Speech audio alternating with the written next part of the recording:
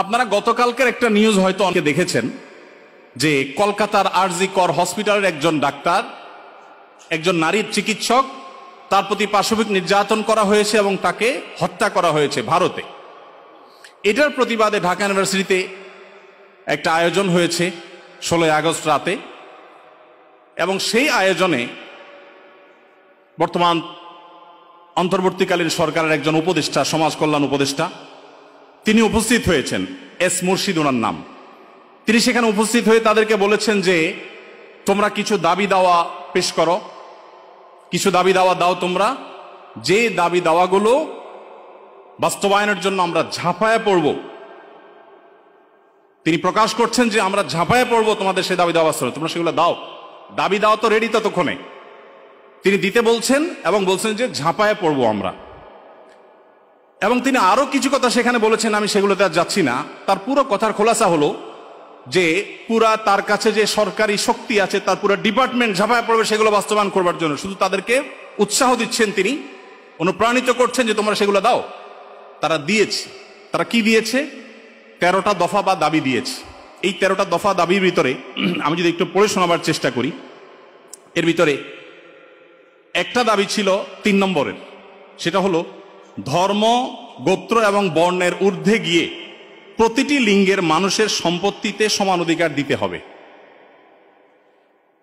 এটা আমাদের প্রচলিত আইন বিরুদ্ধ যেমন, তেমনি এদেশের সংখ্যাগরিষ্ঠ মানুষ মুসলমানদের কোরআনে কারিমের সুস্পষ্ট বিধানের হুবহু বিপরীত। এর আগে বিভিন্ন সরকার যেটা চেষ্টা করেছে, করতে পারে নাই। এখন বৈষম্য দূর করবার নাম দিয়ে কলকাতায় হয়েছে কি, আর তারা দাবি করছে কি? কলকাতায় হয়েছে, একজন নারী চিকিৎসক পাশবিক নির্যাতনের শিকার হয়েছেন, তাকে খুন করা হয়েছে। পৃথিবীতে মুসলমানরা নারীদের অধিকার নিয়ে যখন কথা বলেছে, তখন আজকালকার নারীবাদীদের জন্ম হয় নাই। মুহাম্মদ সাল্লাল্লাহু আলাইহি সাল্লাম যখন নারী অধিকার নিয়ে কথা বলেছেন, তখন এই নারীবাদীদের 14 গোষ্ঠীর কারোর জন্ম হয় নাই। যেখানে মেয়ে হিসেবে জন্মগ্রহণ করলে জীবন্ত পুঁতে ফেলা হতো, যেখানে মেয়ে হিসেবে জন্মগ্রহণ করা অপরাধ ছিল, সেই সমাজে নারীকে শুধুমাত্র মুক্তই করেননি নবী সাল্লাল্লাহু আলাইহি সাল্লাম, শুধুমাত্র মৃত্যুর হাত থেকে রক্ষাই করেননি, নারীকে আকাশের উচ্চতায় তুলে দিয়ে গেছেন। কোন বাবা মা যদি 2টি কন্যা সন্তানকে সঠিকভাবে যথাযথভাবে লালন পালন করে, তার জন্য জান্নাতের গ্যারান্টি দিয়েছেন। তার বিপরীতে 1 ডজন ছেলে সন্তান পালন করলেও এই সুসংবাদের কথা নবী সাল্লাল্লাহু আলাইহি সাল্লাম বলেন নাই। তো সেই মুসলমানদেরকে যদি নারীদের অধিকারের সবক শুনাতে আসা হয়, তো সেটা দুর্ভাগ্যজনক বিষয় ছাড়া কিছুই না। ভাইরা আমার, এখানে আপনারা দেখতে পাচ্ছেন হয়েছে একজন নারী চিকিৎসকের প্রতি জুলুম নির্যাতন, সেটার প্রতিবাদ হবে, কিভাবে তার জুলুম থেকে রক্ষা করা যায় সেটা বলা হবে। দাবি হচ্ছে কি দেখেন, প্রায় সবগুলো দাবি সম্পূর্ণ অপ্রাসঙ্গিক। তার মানে একটা সুনির্দিষ্ট এজেন্ডা বাস্তবায়ন করবার জন্য ইচ্ছাকৃতভাবে অপ্রাসঙ্গিকভাবে এই সমস্ত দাবিগুলো তারা তুলে আনছে। এর ভিতরে একটা হলো, দেখেন যেটা বললাম, ধর্ম, গোত্র, বর্ণের ঊর্ধ্বে উঠে, মানে কোরআনের বিধানকে সাইডে রেখে বাদ দিয়ে সকল লিঙ্গের মানুষের সম অধিকার। এখানে একটা জিনিস দেখেন, সকল লিঙ্গের মিনিংটা কি? সকল লিঙ্গ মানে কি? নারী পুরুষ?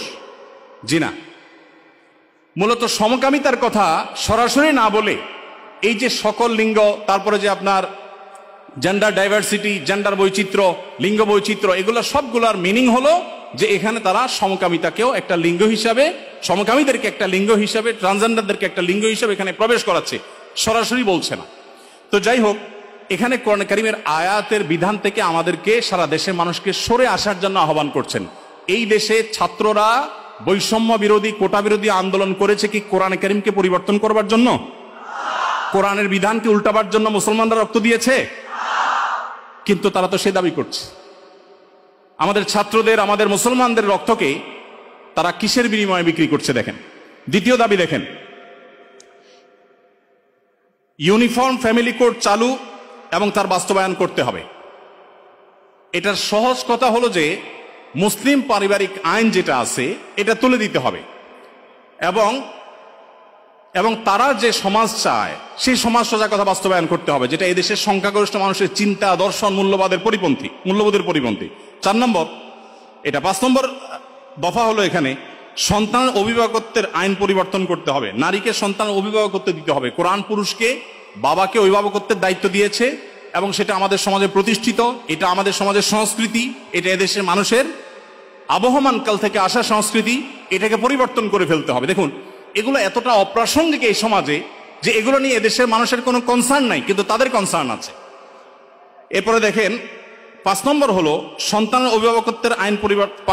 7 নম্বর হলো নারী, আদিবাসী, প্রতিবন্ধী এবং ভিন্ন লৈঙ্গিক পরিচয়ের মানুষকে, দেখেন নারী আসছে, আদিবাসী আসছে, প্রতিবন্ধী আসছে, এরপরে আবার নারীর পরে আবার ভিন্ন লৈঙ্গিক পরিচয়ের মানুষ বলতে কি বোঝানো হয়? মহিলা ছাড়া ভিন্ন লিঙ্গ এর পরিচয় দেয় যারা, তারা কারা? ট্রান্সজেন্ডার, আরো সহজ করে বলতে গেলে সমকামী। কারণ একজন পুরুষ যখন নিজেকে নারী ঘোষণা করে তখন তিনি আরেকটা পুরুষের সাথে বিয়ে বসে, কারণ তিনি ঘোষণা করছেন নিজেকে নারী, এখন একটা পুরুষের সাথে বিয়ে বসেন। যখন একটা ছেলেকে বিয়ে করেন তিনি, তখন আগে থেকেই তো তিনি পুরুষ, এখন একটা ছেলেকে বিয়ে করলেন, তাহলে সমান সমান কি দাঁড়ালো? সমকামী। তো এই সমকামিতা এদেশে মানুষকে গিলানো সহজ হবে না, সেজন্য এই সমস্ত শব্দের মায়ের পেশ তারা দিচ্ছে। আপনি দেখেন প্রতিটা দফায় হয়েছে কলকাতায় কি, আর তারা দাবি করছে কি। তো এই যে ব্যাপারটা দেখেন, এখানে তারা বলছে যে নারী, আদিবাসী, প্রতিবন্ধী এবং ভিন্ন লৈঙ্গিক পরিচয়ের মানুষদের প্রতিনিধিত্বের জন্য যৌক্তিক অনুপাতে কোটা বরাদ্দ দিতে হবে। যে কোটা বিলুপ্তির জন্য এত কিছু, সেই ছাত্রদের করা সরকারের উপদেষ্টা এখন কোটা চাচ্ছেন সমকামীদের জন্য। বলেন, এই মানুষগুলো যারা শারীরিকভাবে সুস্থ সবল, তারা নিজের মেধায় তো লড়তে পারেন, কিন্তু এখানে নারীদের জন্য শুধু কোটা চাচ্ছেন তিনি তা না, তিনি ভিন্ন লৈঙ্গিক পরিচয় ধারণকারী মানুষদের অর্থাৎ সমকামীদের জন্য তিনি কোটা চাচ্ছেন। সমকামীদের শুধু বৈধতা দেওয়ার কথা বলছেন না, তাদের জন্য কোটা রাখার দাবি করা হচ্ছে। আচ্ছা দেখেন, এরপরে আমরা দেখতে পাচ্ছি যে 8 নম্বর যে দাবি, সে দাবিতে লেখা আছে যে বলা হয়েছে যে 1860 সালের গর্ভপাতের আইন বাতিল করতে হবে, নারীকে গর্ভপাতের পরিপূর্ণ স্বাধীনতা দিতে হবে। মানে জেনা ব্যভিচার হবে, অসামাজিক কার্যকলাপ হবে, মনে চাইলে গর্ভপাত করবে, এই বিষয়গুলো ইজি করে ফেলতে হবে, সোজা কথা। তো গর্ভপাতের মাধ্যমে যে ভ্রূণ হত্যা করা হয়, এটা কি হত্যা না? হত্যা না? তো মানবতার ধ্বজাধারীরা দাবি করছেন কিসের? যে একটা মানব ভ্রূণ হত্যা করার অনুমতি দিতে হবে, স্বাধীনতা দিতে হবে। এ দাবি করছেন কারা? মানবতার সবক দেয় যারা আমাদেরকে সকাল বিকাল, তারা। ভাইরা আমার, এরপর আপনি দেখেন কলকাতায় ঘটেছে কি, একজন নারী চিকিৎসকের উপরে জুলুম হয়েছে, আর তারা চাচ্ছে কি যে কোনো নারী যে কোনো জায়গায় গর্ভপাত করতে পারবে, পারমিশন চাচ্ছে। তার মানে যত রকমের অবৈধ সম্পর্ক আছে, জেনা ব্যভিচার আছে, এগুলো করে যাতে কারো টেনশন করতে না হয়, সে রাস্তা যাতে সুগম হয়, সেটা তারা চাচ্ছে। কলকাতা হয়েছে কি, আর তারা দাবি করছে কি? আচ্ছা, এরপরে দেখেন 9 নম্বর দাবি করেছে তারা, নারী এবং লৈঙ্গিক বৈচিত্র্যের মানুষের জন্য সমান কর্মসংস্থানের সুযোগ দিতে হবে এবং নিরাপদ কর্মসংস্থানের নিশ্চয়তা দিতে হবে। তার মানে নারী এবং লৈঙ্গিক বৈচিত্র্যের মানুষদের কথা বলা হচ্ছে এখানে। পুরুষ তো আছেই, মহিলা পুরুষের বাদে আবার বিভিন্ন লৈঙ্গিক পরিচয়ের ধারণকারী মানুষদের জন্য কর্মসংস্থানে বিশেষভাবে তাদের জন্য সুযোগ দিতে হবে, পরিবেশ করতে হবে। তার মানে কি, নারী পুরুষ ছাড়া কি আছে? ট্রান্সজেন্ডার বা সমকামী। যদি আপনি বলেন না আমি এখানে তৃতীয় লিঙ্গ বুঝেছি, তাহলে তৃতীয় লিঙ্গ বলতে আপনার সমস্যা কি? লৈঙ্গিক বৈচিত্র্য শব্দ বলতে কতগুলো অক্ষর ব্যবহার করতে হয়েছে, উচ্চারণ করাও তো একটু কঠিন। আপনি তৃতীয় লিঙ্গে বলতে সমস্যা কোথায়? হিজড়া বলতে যদি আপনি না চান, না বললেন। তৃতীয় লিঙ্গ তো আমাদের দেশের স্বীকৃত ভাষা, সংবিধানের ভাষা, তাহলে সেটা ব্যবহার করতে অসুবিধা কোথায়? তার মানে এটা তাদের উদ্দেশ্য না। আমি তো দায়িত্ব নিয়ে বলতে পারি এটা তাদের উদ্দেশ্য। তাদের উদ্দেশ্য হলো সমকামী বা ট্রান্সজেন্ডারদেরকে তারা সমাজে প্রতিষ্ঠা করবার অপচেষ্টায় লিপ্ত। ভাইরা আমার, এখনো দেশের কিছুই ঠিক হয় নাই, কত জটিল অবস্থা। এখনো পুলিশ ভালো করে তাদের কাজে যোগদান করতে পারেনি, এখনো স্থবিরতা আছে, স্টাবল হচ্ছে না। সবাই সর্বাত্মক সহায়তা করছে, আমরা সবাই সহায়তা করছি। এই শুরুতে এসেই দেখেন তারা একটা পর একটা দফা দিচ্ছে, এবং সেখানে এদের দফার সাথে দফা দেওয়ার জন্য, দাবি দেওয়ার জন্য উপদেষ্টা মহোদয় তাদেরকে বলছেন এবং বলছেন ঝাঁপিয়ে পড়বেন তিনি এই দাবিগুলো বাস্তবায়ন করবার জন্য। এরপরে 10 নম্বর দাবি দেখেন, প্রতিটি ভিন্ন ভিন্ন লৈঙ্গিক পরিচয়ের মানুষের রাষ্ট্রীয় পরিচয়পত্রে তার লৈঙ্গিক পরিচয়ের স্বীকৃতি থাকতে হবে। তার মানে পুরুষ, মহিলা, ট্রান্সজেন্ডার বা সমকামী এটা থাকতে হবে। পুরুষ মহিলা তো আছেই, তাহলে প্রতিটি লৈঙ্গিক পরিচয় ধারণকারী মানে কি বুঝাচ্ছেন আপনি? আপনি বলেন যে পুরুষ, মহিলা, হিজড়া বা তৃতীয় লিঙ্গ, এটা তো হয়ে যায়, কিন্তু প্রত্যেকটা মানে কি? প্রত্যেকটা লিঙ্গ পরিচয় ধারণকারী মানুষের মিনিং হলো এটা। বিগত আমলে আমাদের স্কুলে, এমনকি আলিয়া মাদ্রাসার পাঠ্যপুস্তকে যে পাতায় পাতায়, লাইনে লাইনে, পৃষ্ঠায় পৃষ্ঠায় যে সমকামিতার কুশিক্ষা, এই অপসংস্কৃতি এবং বস্তা পচা সস্তা এই চিন্তাধারা এবং বিকৃত ব্যবস্থাপনাকে যারা এই সমাজে পুশ করার চেষ্টা করছে, আমাদের সমাজে এর বাইরে হাজারটা বিষয় আছে, সেগুলো নিয়ে তাদের কোনো মাথা ব্যথা নেই। আবার সেই একই জিনিসের পদধ্বনি আমরা এখনই শুনতে পাচ্ছি। ভাইরা আমার, 11 নম্বর দাবি ছিল তাদের, সব ধরনের লৈঙ্গিক বৈষম্যকারী আইন বাতিল করতে হবে। সব ধরনের লৈঙ্গিক বৈষম্যকারী আইন বাতিল করতে হবে। ওই যে মেয়েদের, ছেলেদের মিরাসের যে আইন আছে সেটা বাতিল করতে হবে।